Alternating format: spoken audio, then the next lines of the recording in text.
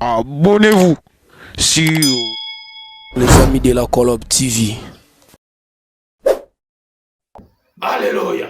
Si tu es lâche de l'Éternel, même si les Philistins ont pris ta vie en otage, ils ont pris ton mariage en otage, ils ont pris tes enfants en otage, ils ont pris ton travail en otage, ils ont pris ta richesse en otage, tu t'en sortiras. Parce que tu es lâche de l'Éternel. Tu t'en sortiras. Lâche ne tremble pas. Lâche dit aux Philistins, amène-moi là où vous voulez. Mais vous allez vous-même retourner à ma place.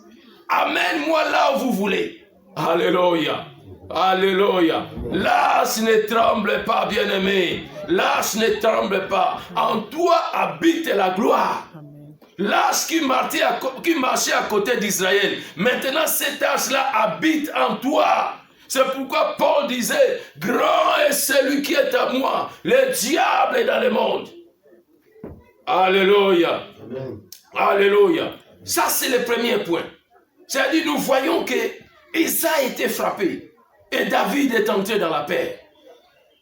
Deuxième point, bien-aimé dans le Seigneur, le côté positif, c'est aussi le côté prophétique.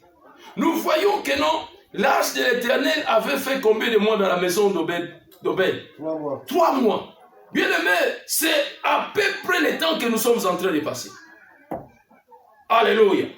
C'est-à-dire, cette tâche-là était dans la maison d'Obed pendant 3 mois.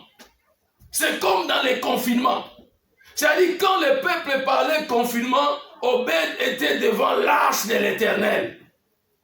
C'est-à-dire, c'était comme la présence physique de Dieu lui-même sur la terre. C'est-à-dire, quand les ennemis d'Israël écoutaient ou voyaient de loin que Israël se trouve là où il y a l'arche, ou au milieu de ce peuple il y a l'arche, les ennemis savaient que non, on ne pouvait pas les vaincre. C'est-à-dire, toutes les situations compliquées étaient loin de ce peuple. Alléluia. Et chaque fois que Israël perdait l'arche, bien aimé, Israël devenait esclave. Israël avait toutes les situations compliquées et difficiles. Israël ne pouvait plus vaincre. Israël devenait faible parce que l'arche est partie. Alléluia. Amen. Ils avaient des soldats, ils avaient des armes. Mais comme l'arche n'était plus là, les armes et les soldats sont devenus faibles. Amen. Ils ne pouvaient plus rien faire. Parce qu'il n'y a pas la gloire de Dieu, il n'y a pas la présence de Dieu. Et sans la présence de Dieu, bien-aimé dans le Seigneur, tout est devenu compliqué. Alléluia. Amen. Amen. C'est pourquoi Israël gardait l'arche de l'Éternel soigneusement. Le jour où les sacrificateurs Élie avaient écouté que non, les Philistins ont confisqué l'arche de l'Éternel. Bien aimé, c'était le jour de sa mort. C'est-à-dire, il a compris que je ne peux pas vivre sans l'arche. Comme l'arche est partie, c'est-à-dire la gloire d'Israël aussi est partie. Amen. Amen. Bien aimé dans le Seigneur.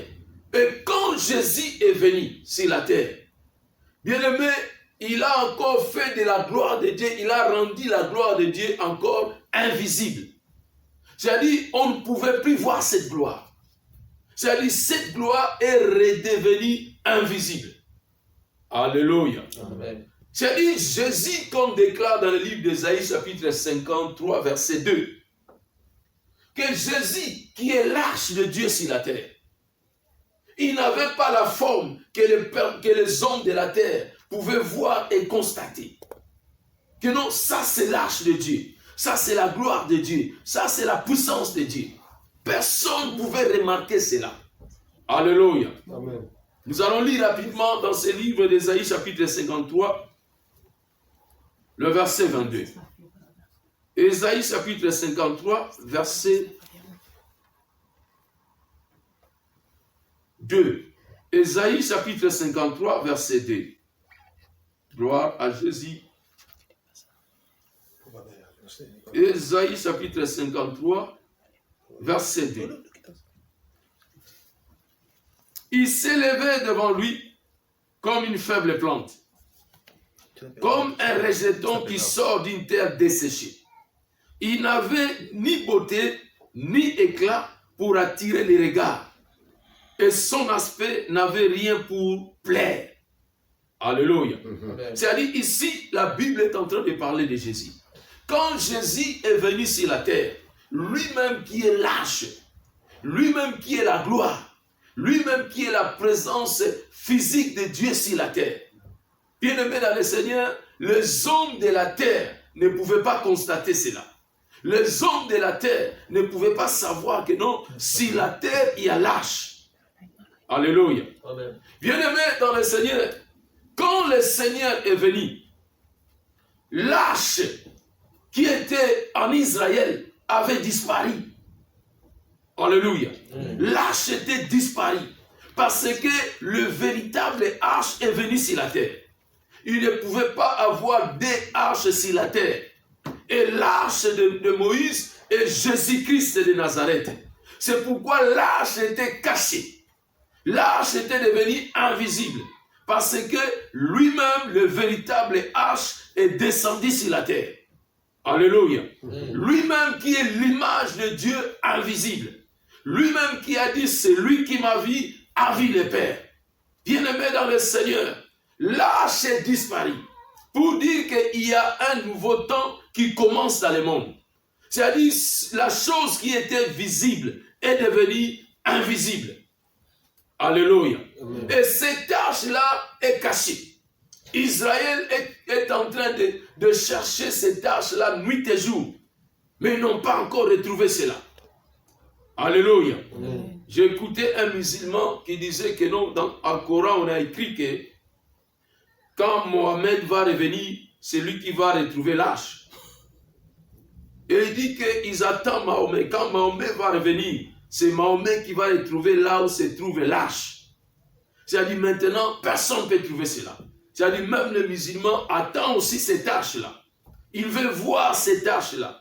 Il veut récupérer cette arche-là. Parce que toutes les religions, c'est-à-dire musulmans et chrétiens, c'est-à-dire ils se basent sur l'arche. Ils sont en train de chercher l'arche. Même Israël ont besoin de l'arche. Même les musulmans ont besoin de l'arche. Parce qu'ils croient que non, sans l'arche, ils sont faibles. Sans l'arche, ils ne peuvent rien faire. Sans l'arche, ils ne peuvent pas résister. Alléluia. C'est pourquoi ils sont en train de chercher cela. Alléluia. Cette gloire est devenue invisible. C'est Jésus qui l'a ramené comme au commencement. Cette gloire-là, c'est comme le manteau que portait Jésus. Luc chapitre 4, verset 14, la Bible dit, Jésus était revêtu de la puissance d'en haut. Luc chapitre 24, verset 49, la Bible dit, vous serez revêtus de la puissance d'en haut. Et ce revêtement-là est invisible. Personne ne peut constater dans ta vie que tu es porteur d'une gloire. Alléluia. Amen. Tu peux passer n'importe où, mais personne avec la capacité de l'intelligence naturelle peut saisir, peut comprendre que non, dans cette personne, il y a l'arche. Alléluia. Amen. Jésus avait dit que celui qui m'a vu a vu le Père. Alléluia. Amen. Celui qui m'a vu a vu le Père. Jésus nous a dit encore, celui qui vous reçoit, me reçoit aussi. Donc, c'est-à-dire, toute personne qui te reçoit, c'est-à-dire, il reçoit aussi Jésus. C'est-à-dire, Jésus qui est l'arche de l'Éternel. Alléluia. C'est-à-dire, nos vies, nous les chrétiens, nous les serviteurs de Dieu, nous sommes actuellement comme de l'arche de Dieu sur la terre. Parce que nous représentons l'image de Dieu. Nous reflétons la gloire de Dieu. Alléluia. Alléluia. Amen. Bien-aimés dans le Seigneur, nous sommes un peuple qui est venu dans le désert. Il y avait une situation, bien-aimée, compliquée qui vient de se passer dans ce monde.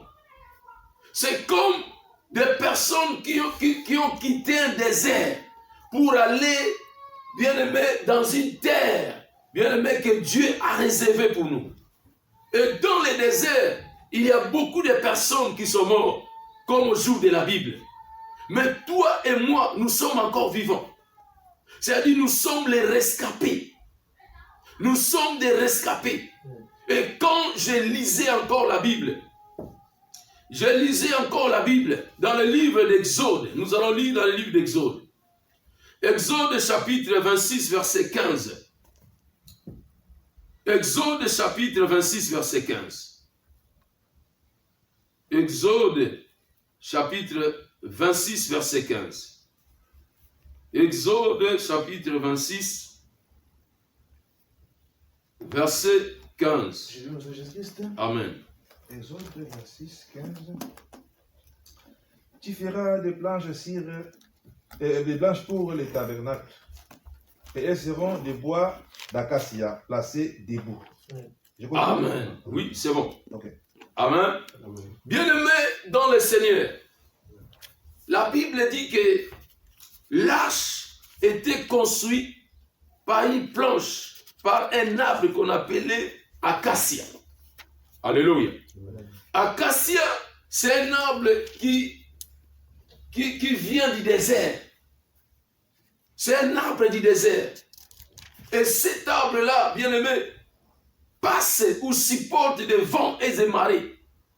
Cet arbre-là est résistant contre les vents et marées.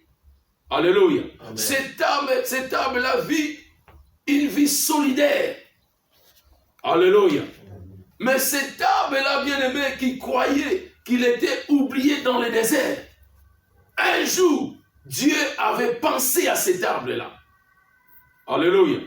Dieu a pensé à cet arbre-là qu'on appelle acacia. C'est un arbre très fort. C'est un arbre puissant. C'est un arbre qui résiste. Bien-aimé dans le Seigneur, nous sommes dans un temps où si tu n'es pas acacia, tu vas tomber. Bien-aimé, nous sommes dans un temps où si tu n'es pas résistant, tu vas tomber. Parce que le vent qui est en train de souffler dans ce monde, seulement cet arbre qu'on appelle acacia peut résister. C'est pourquoi Dieu avait envoyé ses serviteurs d'aller chercher cet arbre-là. Amen. Ils ont pris cet arbre-là et ils ont fabriqué avec ça l'arche qu'on appelle l'arche de l'alliance. Alléluia. Acacia, cet arbre-là, bien-aimé, c'est un arbre qui vient du désert. C'est un arbre qui a supporté. Je ne sais pas dans ta vie, qu'est-ce que tu as enduré? Comment tu as passé ce temps? Comment ta famille a passé ce temps? Comment tes frères, tes amis? Bien-aimé dans le Seigneur, je ne sais pas quel désert que tu as passé dans le moment passé. Bien-aimé dans le Seigneur, je voulais... Abonnez-vous sur les amis de la Colob TV.